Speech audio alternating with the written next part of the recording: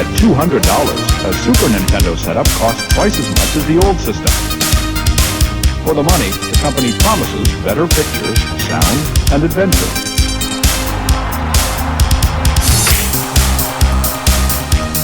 Now you're playing with power, superpower. You're the king, I tell you! The king! Only for Super NES. Only on Super NES.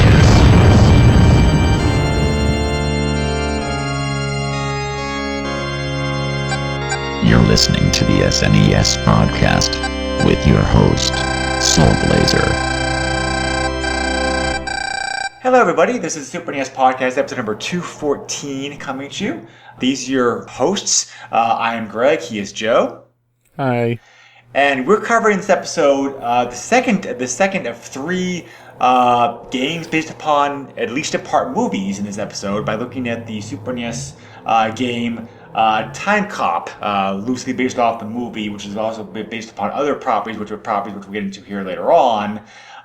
Anyway, Timecops are going to be our game like this episode. With one more, we covered Demolition Man last time. We're doing another movie-based game next time. So, I don't remember at this point, however, Joe, because we did this stuff a few months ago, was who picked this game. You know, I was looking at our large list to actually figure out like what picks were picks, and I couldn't figure out which ones I had suggested and which ones you had. So the way, you know, I mean, it's a little inside baseball, but like we basically have the podcast schedule set for the entire year. Which I think was the first time that we were doing that. Yes. So, you know, there's been some time, I think like since the end of January when we set up all these games February, and when we're going to record them. So, so, I mean, we're 6 months out. I can't remember what I've suggested or didn't. Well, like if I assume that we went through the entire, you know, my pick, your pick rotation that we usually do.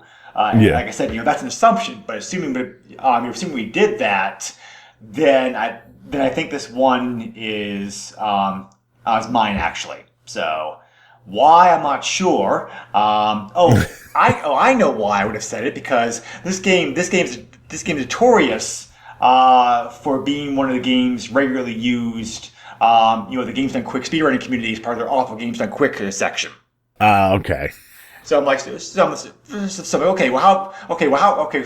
curious, how horrible was the game? So, so let's get into that, because you know, I don't think, spoilers, I think the game actually has some redeeming qualities to it, but we'll get into that. So, anyway, so this was based off the 1994 movie of the same name, which was actually still I think at the time, and I think it's still correct today, still the highest grossing movie that Jean-Claude Van Damme did. You know, because actually it was like one of those movies which was not a critical success, but it was popular enough for the fans and whatnot that it did that ended up doing very well between like the box office and home release. So it's still the movie that he made the most money off of. You know, definitely the most like popular movie for sure. So I never was a huge Van Damme fan. I thought like you know because I honestly don't think the guy can act, period. Because which I know it sounds mean, because he's more in the movie to be muscle and for the cool action effects and martial arts stuff which is very good. But it's like Jackie Chan, for example, I was much more a bigger fan of, because Jackie Chan could both act and also do that cool kung fu stuff with it. So it's like, you know, at least like, you know, like Sylvester Stallone and Schwarzenegger and whatnot. You know, they were also like much better actors too compared to this guy, I thought. But you know, having said that, I understand by our regards. He's very like like nice guy, and like he clearly is very talented like his like martial arts skills and whatnot. So it's like it's not it's not a knock on him. It's just like I just wasn't a big fan of him. So this movie, along with a bunch of other movies, I never saw. So I did watch the movie last week in preparation for this game, and it's fine. It's like, it's one of those, like, it's trying hard to be like, the movie's trying very hard to be kind of like a poor man's version of Terminator in some ways, but I mean, if you shut your, I mean, it's one of those just typical like shut your brain off and just like like popcorn movies to watch through. But it wasn't it wasn't the worst thing I've seen. But I've seen, but I don't think I would like watch it again anytime soon. So I just want to butt in and make a correction. Sure. So highest grossing Jean-Claude Van Damme movie, where he is the star, Timecop is number one. But overall, for his movies, Kung Fu Panda 2 brought in almost $700 million and is his highest grossing film. Yeah, that makes sense because technically, but yeah. Yeah. But there was a lot of other good cast in that movie as well too. So it's like exactly. The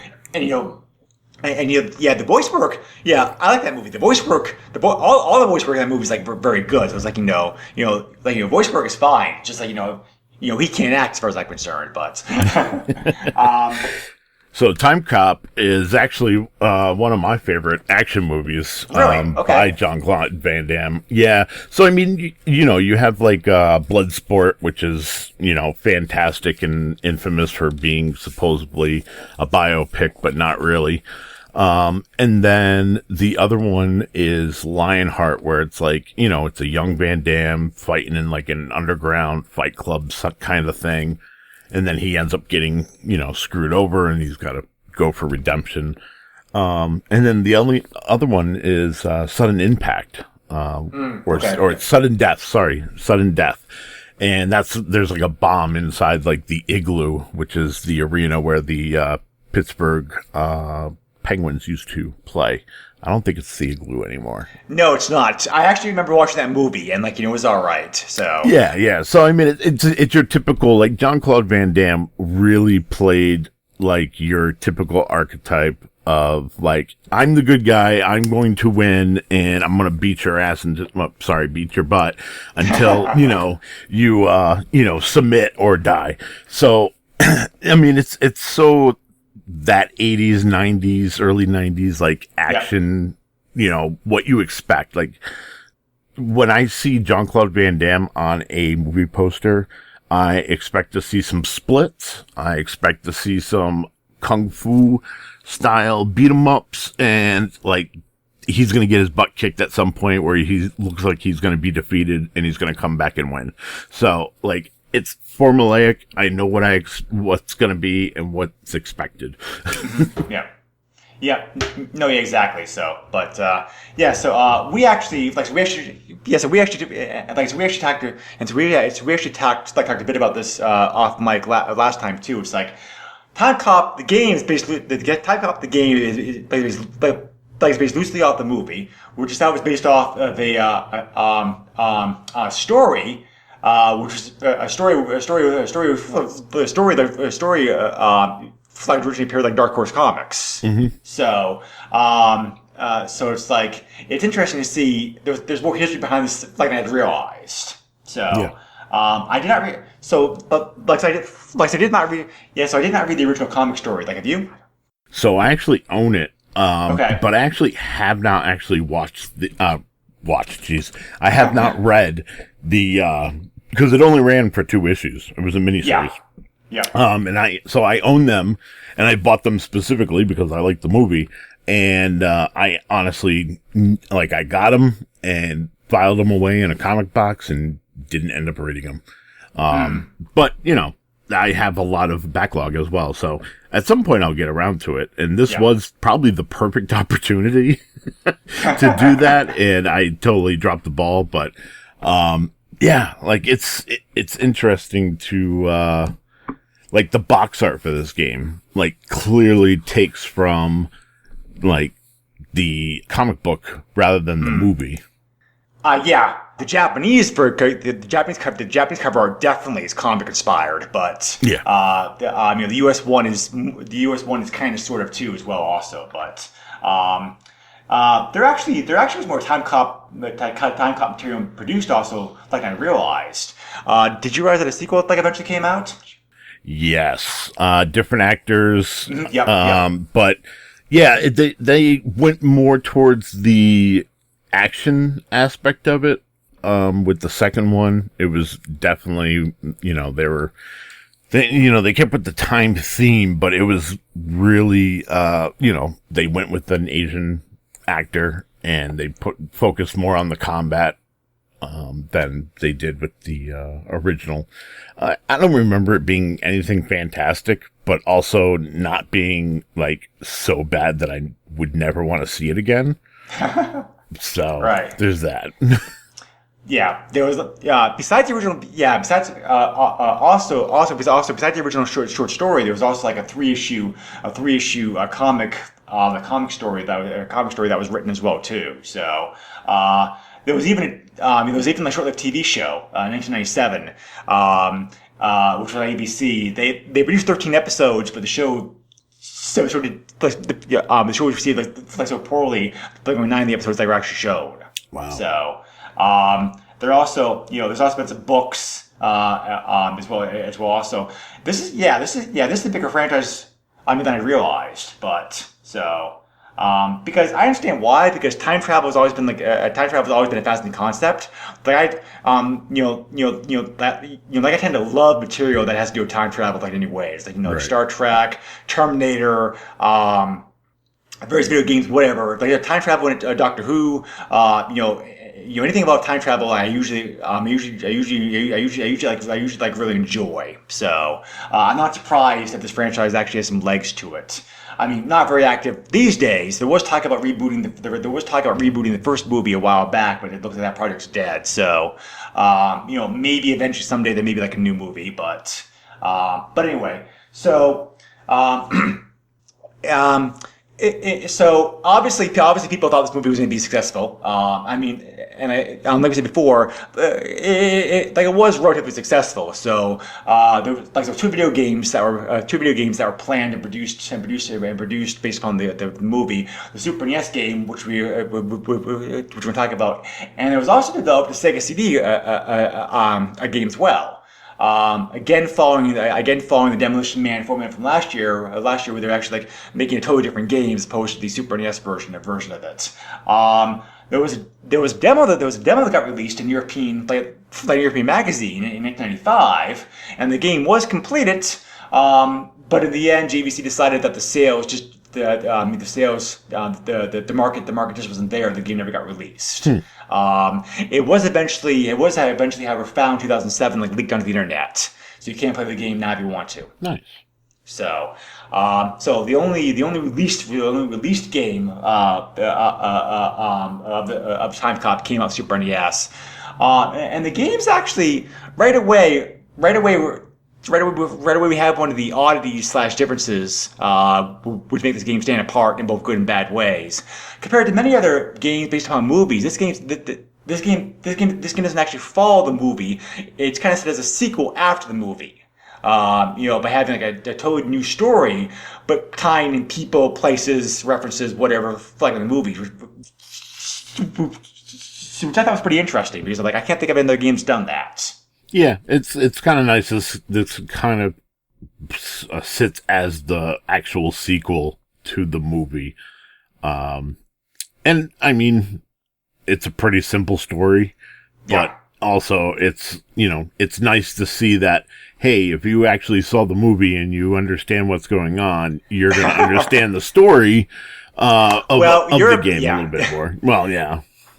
Well, you're a bigger fan of the movie than I am, so do you want to quickly explain for us both what the movie plot was and also the game plot is for us? So, in the future, we have discovered time travel. Because we have discovered time travel, the government set up an agency to police time travel. Apparently, time travel is pretty, prevalent to where anybody can basically go jump into time, which is kind of interesting. So there's I can't remember his name, but he basically has helped people go back in time to kill historical people and alter the timeline, so on and so forth. Macomb, there we go, that's his name. So Jean-Claude Van Damme basically is tasked with going back to the past to be able to correct the wrongs that have been done, which alter the reality. The big play in the movie is early on in the movie, his wife is killed in an apparent attack on his life, which is Macomb and his goons coming to kill him to basically have free passage for him to be able to do what he wants, which is basically become president of the United States. In that struggle, his wife is killed. We fast forward a little bit. You see that, he's disheveled. He's just miserable. He's coping the best he can with the loss of his wife. So that kind of sets up the whole thing where he's got to go back in time and, he's got to stop Macomb. But in the process, he ends up having to be in the same time frame as the day in which his wife was killed. The big thing with that also is that he finds out right before everything's to take place that his wife was pregnant, which he didn't know. She tried to tell him, but he, continued to leave the house and not let her kind of give that. He was like, you can tell me later sort of thing. So now it's that morality play. He's in the right place at the right time. Do you change the future or change the past? Depends on how you look at it. Or do you let things play out as they should and you're still without your wife and now, as you know, your child as well. So yeah, it's obviously you get your action pieces, which is fantastic. Obviously, Jean-Claude Van Damme saves the day. He saves his wife. They end up having children, and they live happily ever after. I mean, it's a very simple plot. Mm-hmm. Yeah. It's a very simple movie. It's one of those, like, you're here, like I said, you're here to see Jean-Claude Van Damme beat people up, using his hands and his feet, occasionally a weapon.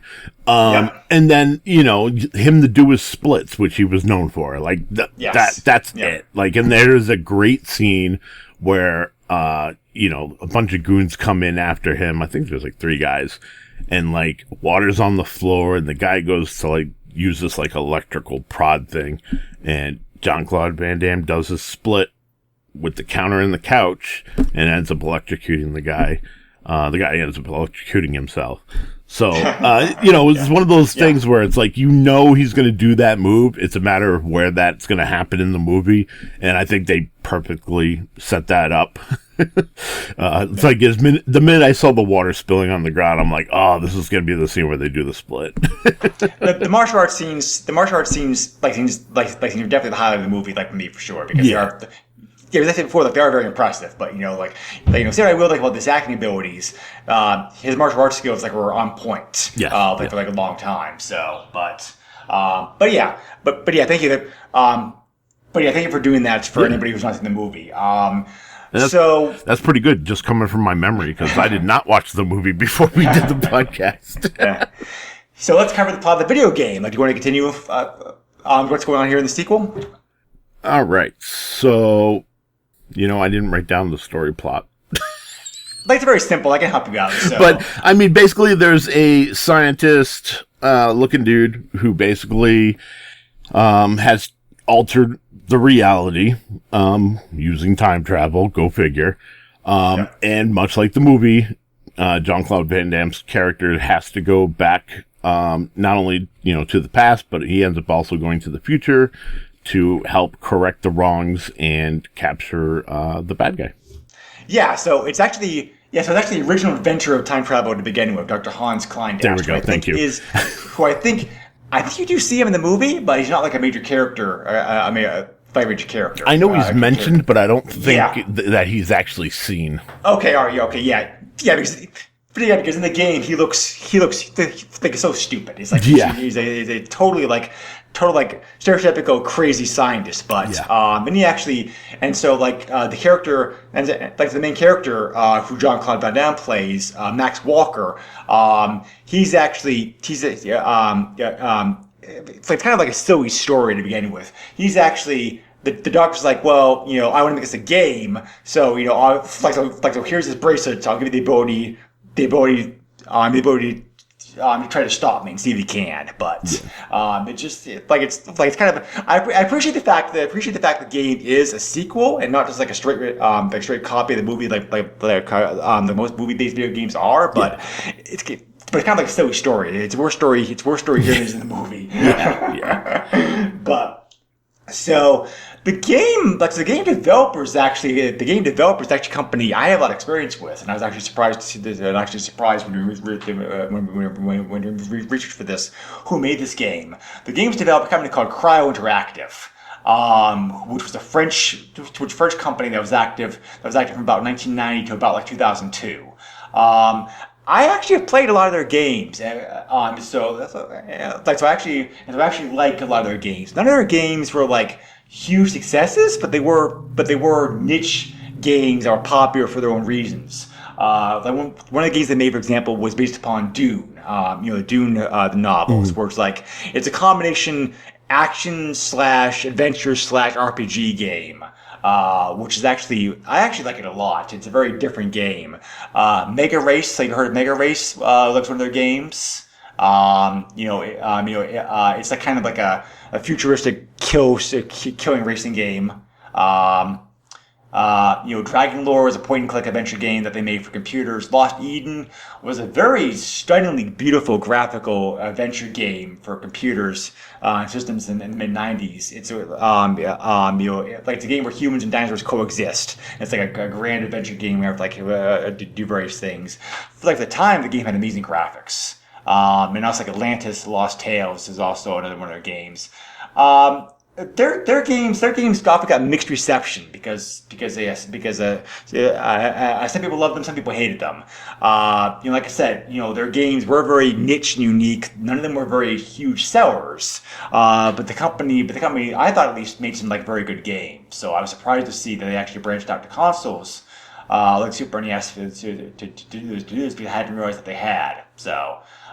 Why they got tapped to make this game, I don't know. I couldn't find that out. Unfortunately, that's a problem to research on many of these games. A lot of video game history then was not as documented. It was not as documented as it is now. So it's you obviously can't find out these things. But so why a French company usually known for doing adventure games was tapped to make this game, I have no idea. But it may simply have been the case of the publisher JVC. They've been okay, well, let's see which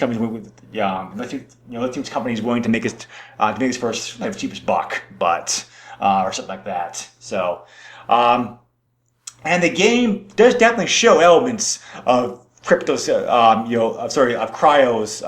gameplay style, because I just mentioned before, a lot of their games were very graphically beautiful, and the graphics of this game are definitely interesting, but I think a mixed bag. Like so many other things in this game, the graphics are a mixed bag. So I'm curious to hear what you think about this after I say this, Joe, because it's I was surprised. Never having played this game before. I was surprised to see the game actually use digitized actors to portray the characters of the game. You've seen Max Walker's digitized. All the other the baddies in the game are digitized.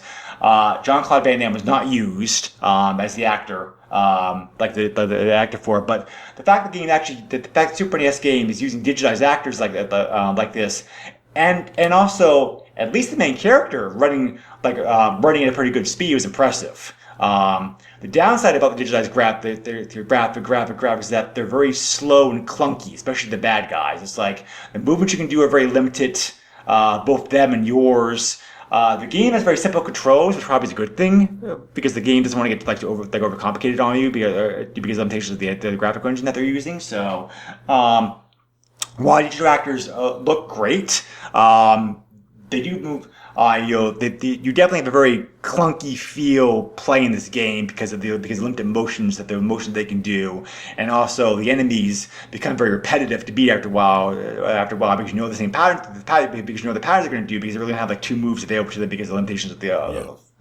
of the engine.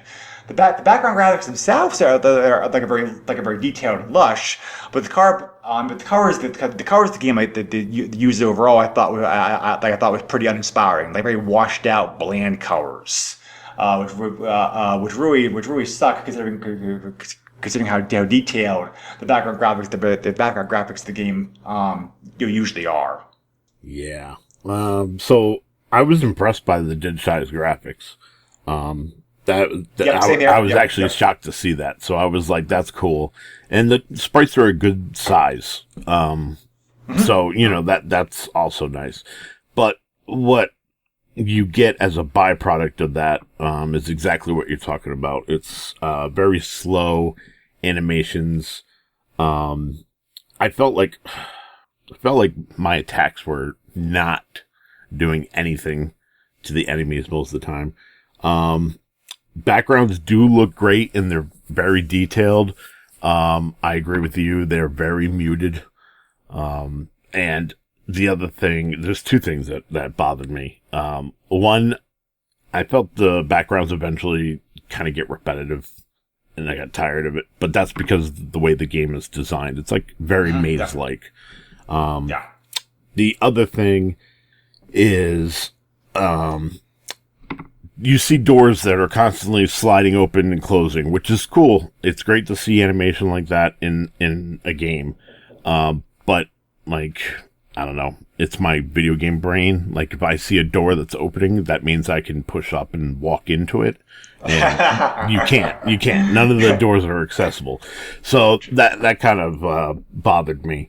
But, yeah, like, it really is, like you said, a mixed bag, because I am impressed by the sprite of the main character that you control. I'm impressed by the sprites of the enemies. Even some, like we said, the backgrounds in like the second world or a second level, there's some stuff in the foreground, which ends up hindering gameplay, but we'll get into that. But yeah, like it all looks very impressive. But yeah, like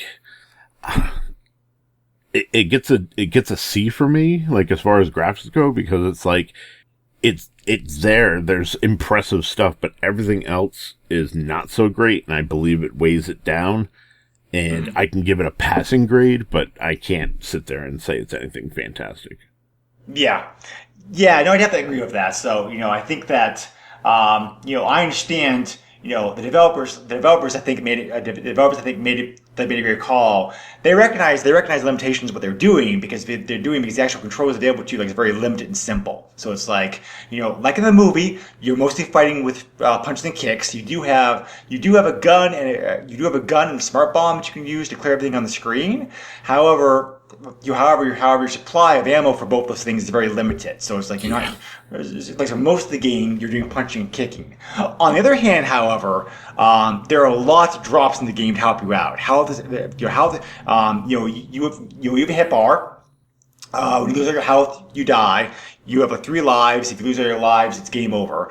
However, there are plenty of hearts and also ammo refills to find in the game, especially if you take a second to like destroy background objects like boxes, blocks, whatever. Yeah. The combination is because of all that, I actually found the game to be like fairly easy. It wasn't. I played first time playing it, I went through the whole game for like about 40 minutes. Because I think that even though the game does get harder as you go on, the fact that your enemies have very limited attack moves due to the limitations of the digitized graphics and the plentiful supplies that supplied health and ammo, it really wasn't a big challenge. Definitely, there's no ability in the option menu to change difficulty. The only thing you can do in the option menu is like map the controller, which is nice. I will admit. I like games that let you do that, and also turn the music or sound effects on or off. So I was honestly surprised at how easy this game was, because most action platformers, especially in this time period, are tough as nails. So to find a game like an action platform like this that was fairly easy was like, okay. Yeah. And you're right. It is, as far as difficulty goes, it is a pretty easy game. And I don't know, maybe it was just my experience, but like, you got your punch, your regular punch, your regular, like, kind of like high kick. Then you have high kick, low kick, uppercut. Right. Yeah. And then you could do like a sweep kick, and then you could do a jump kick. It almost like, it feels very much like Mortal Kombat going back to the digitized graphics. Yes.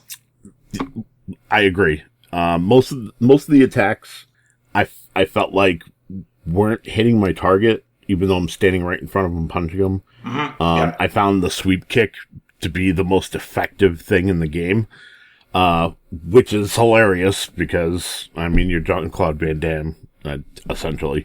So, like, you know, you would think that combat would be refined at least a little bit.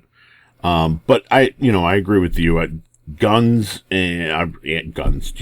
ammunition and hearts were plentiful.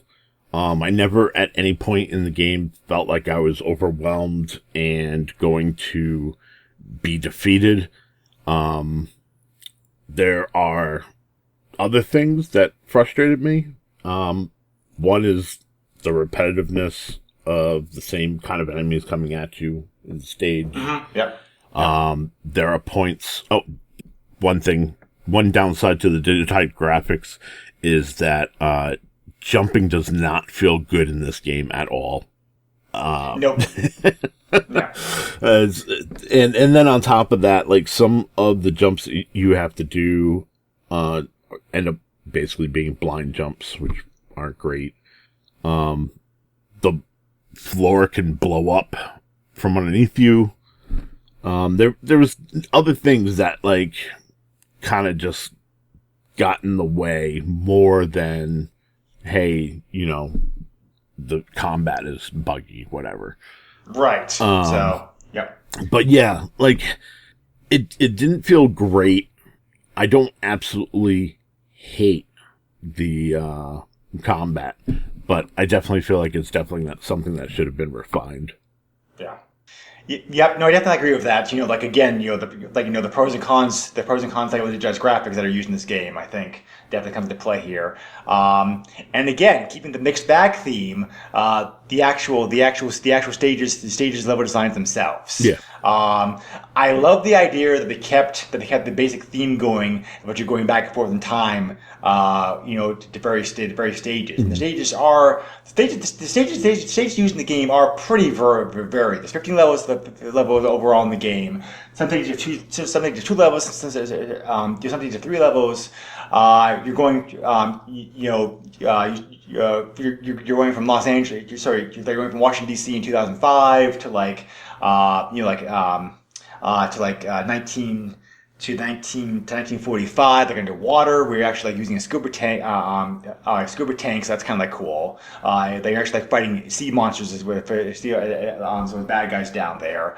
Then you're like going to like World War II, twice for some reason. And then you're also in 1929 New York, and then finally like the far future like Los Angeles.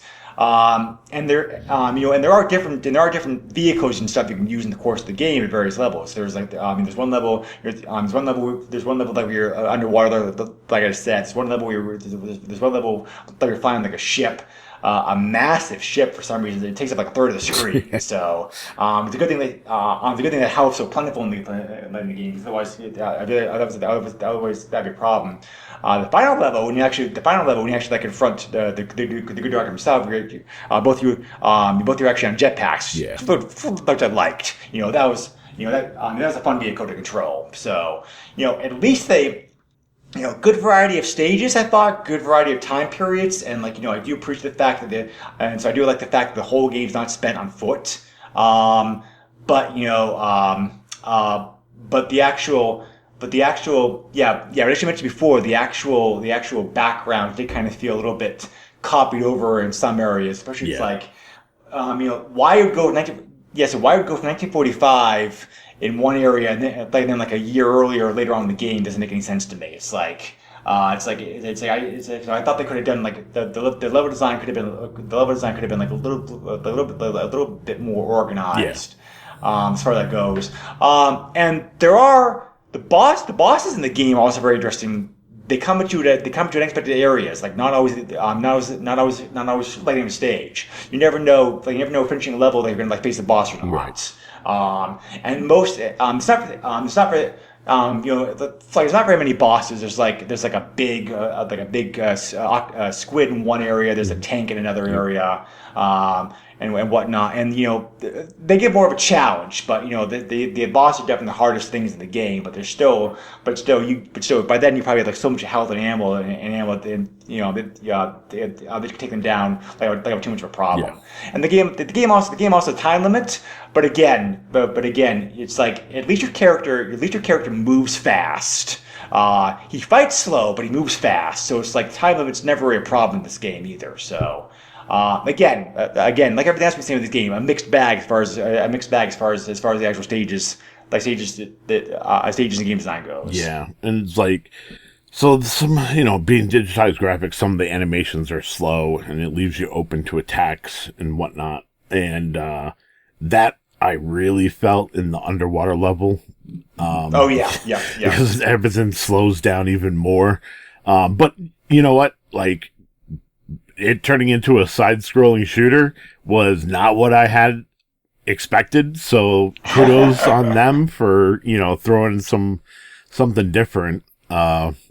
But yeah, like I agree with the time shifts. Like you would think like, okay, well, let's have it varied a little bit. But I have a feeling it's one of those like, okay, we designed the water level, we gave it a certain date of 1945. And I think like it was one of those, someone looked at it and was like, well, if you're in 1945, why wouldn't you have something involving World War II? Right. You know what I mean? Yeah. So they were like, oh yeah, you're right. We should probably go back and do a level where you're in World War II. And then it's like the boss of a tank. Like it was like one of those things where like in real life, you're not going to be fighting a tank with nothing but your bare fists. But here in this game, that's what you get. You get a tank, that you have to beat up. But, I also agree the jetpack fight at the end was pretty fun. Man, speaking of which, though, that cutscene after you beat the game. Oh, terrible ending. Terrible ending. So after you beat the scientist, oh my god, he laughs at you, and then like escapes. Yeah. Yeah. Like it just stretches and fades away, which I'm assuming time caught up to him, and like that's it. He's erased from history, but like maybe, but, right? Like nothing is explained. Nope. That's it. That's it. The end. And another thing I wanted to mention about the Doctor as well. The game over screen is very reminiscent of the original Legend of Zelda. The Doctor shows up on the screen, it says game over, he's laughing at you, and it just like, the minute it popped up, I kind of laughed and was like, oh, I was like, that's literally the Legend of Zelda. And I was like, but the Legend of Zelda was such a great game that I wanted to continue, where with this one, I didn't. Right. The last, I agree with you. The last major thing I want to talk about, is the music, and again, everything else. The music in this game is a mixed bag. The music was actually another surprise about this game. This game actually was pretty good for surprises. As far as finding out things that made me go, oh, scratch my head by researching it. You probably know the composer of this game, Joe, but you probably don't know him as a composer. The actual composer like this game was David Cage. Oh, okay. Who is the founder of who is currently the founder and runs the game studio Quantic Dream. Yeah. And he wrote and directed the video games that the PlayStation games Heavy Rain and Beyond Two Souls. Yeah. So, which I've not yet played. I do want to get those games eventually. Because I have both on my PC. I did play the third game, Detroit Become Human last year, which which I loved. So I want to go back and check out those games as well. But he wasn't involved. He wasn't involved as heavily in that game as he was Heavy Rain and Beyond Two Souls. Apparently, anyway. Apparently, he got to start. Apparently, he got to start like the composer. So he did music for this game. The music for this game is interesting. It's the best way I can describe it. It's corny but catchy, despite the other qualities of the samples like being used in it. There's an attempt to at least make music. There's an attempt at least to make the music tie into the stages in some way. Like 1999 New York music does kind of sound 20-ish in style, at least. So it's got that big band jazz. Yeah. style. So, but I have no idea what the hell they're doing here. Like about the voice sample they used the first stage song for the mention the FBI. It's like it's not the FBI that you work for. Like the TEC. Yeah. Where did they get this? That was. Where did they get this? Yeah. Where did they get a song from? And why are they using it? Yeah. One of the notes I put down was the Timecop music could have been fantastic, but I heard FBI, get on it so many times that I just didn't want to hear it anymore. Luckily, after first stage, they don't hear it. Well, I think it plays again later on in the game, but you don't hear it as much. Yeah. So, but yeah, it's like it's very weird. It's like the music is still charming. It's charming like in that weird, strange way, but it does not sound Super NES quality music for sure. Let's put it that way. Yeah, this feels like, believe it or not, this feels like the soundtrack should be on the Genesis. I think I think even Genesis like did a better job than this. Yeah. So like, now that we've got the music part out of the way, like, so this game felt very familiar to me, and I couldn't put my finger on it until after I was able to kind of really sit down. I started writing my notes and everything else, and then it kind of dawned on me. So this game, to me, there's two games this reminds me of very strongly, and I'm very curious to see, like you mentioned, one of these. So for me, this felt like Michael Jackson's Moonwalker for the Genesis. Oh, I did not go that way. Huh. So obviously, you don't have the task of rescuing the children, right? But every level, much like in that game, is very maze-like. There's generic bad guys that you're constantly fighting, and they don't change that much. And each level is kind of a rinse and repeat. So like where Moonwalker actually had some pretty good music, even after they had to go in and cut all the licensed music out of the game. I feel like that's kind of where this one kind of dropped the ball. Like, we just said the music wasn't all that great, but gameplay very much feels like Michael Jackson's Moonwalker, a little bit slower. And yeah, it just, I don't know, with the mediocre music and the repetitiveness of everything that you do in this game, this did not resonate with me at all. Yeah. So so I actually was reminded, two games. This reminded me about how played was Batman Forever and Mortal Kombat Mythologies like Sub-Zero. Oh yeah, definitely, yeah. But to be fair, this game is better. But to be fair, this game is better than those two games. Yeah.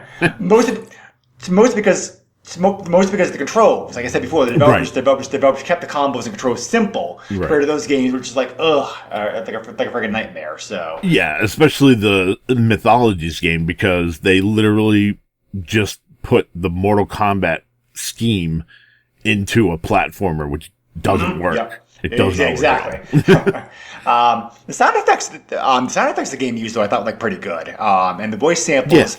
Yeah. And the voice samples, as inappropriate as they are, the voice samples the game, the limited voice samples the game does use, do sound very good. Yes. So, yeah.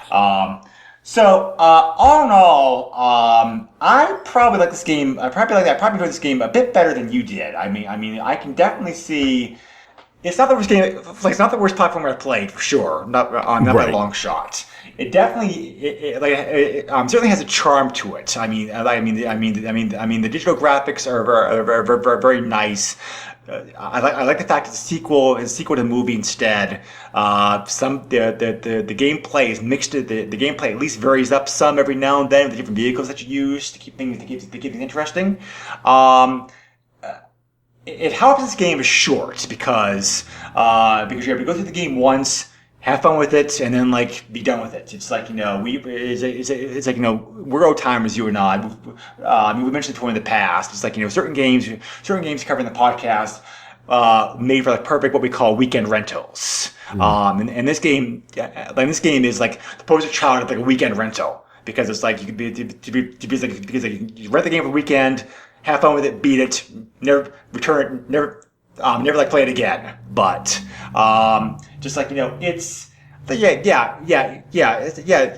fine for what it is. It's like it's an interesting, weirdly charming in its own strange way to me game. It's not great.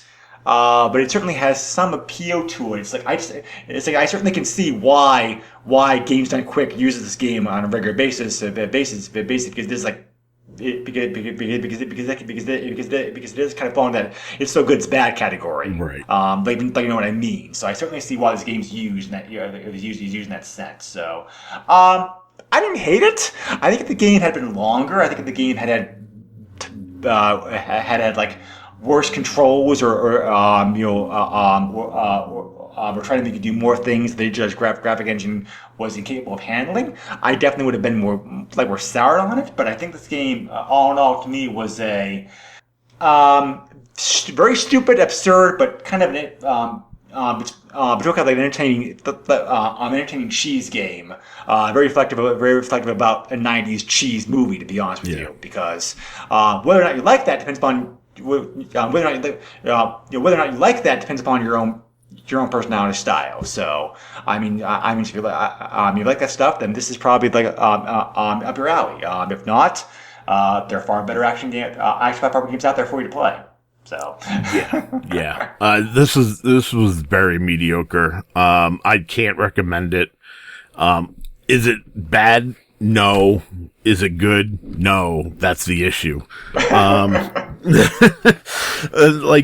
Part of me wanted to be like, oh yeah, if you like, platformers, sure, there's stuff here that you can love, or, if you like being lost in a maze and trying to find your way out, this could be fun and interesting. But the reality is, I don't think this is for anybody.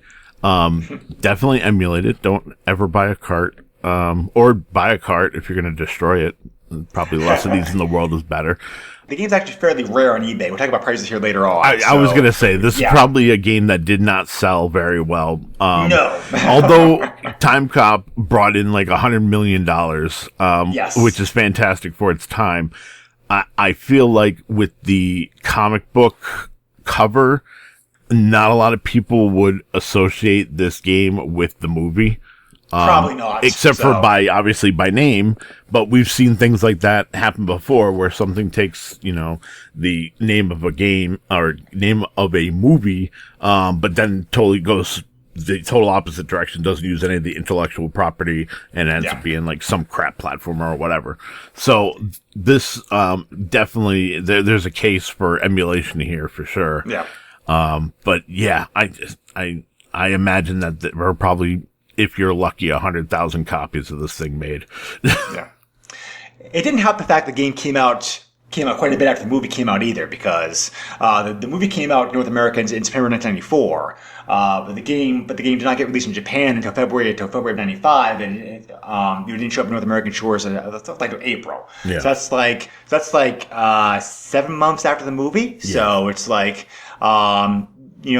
and this is and this was a constant issue with movie time games back then. It wasn't just Timecop. It was very hard to get the timing down right, because you wanted the game to come out shortly after the movie, but not too far after the movie, because otherwise people would forget about it. So I think the timing of the timing of the game probably didn't help either. Yeah, but see, one thing that not a lot of people bring up when they talk about things like this. So yes, it came out 6-7 months after the movie was released, But also at that time, we were starting to see, 6-7 months down the line, they were releasing the home video of the movie. So this could have actually tied in with the release of the home video. So there still could have been some hype there. But also, like with home video, if word of mouth does not get around saying whether the movies are good or not, nobody's going to buy the movie. Therefore, no one's going to buy the game that's associated with it. So Wikipedia actually does say that the movie got released on VHS and Laserdisc in February of '95. So okay, there we go. So fairly close. So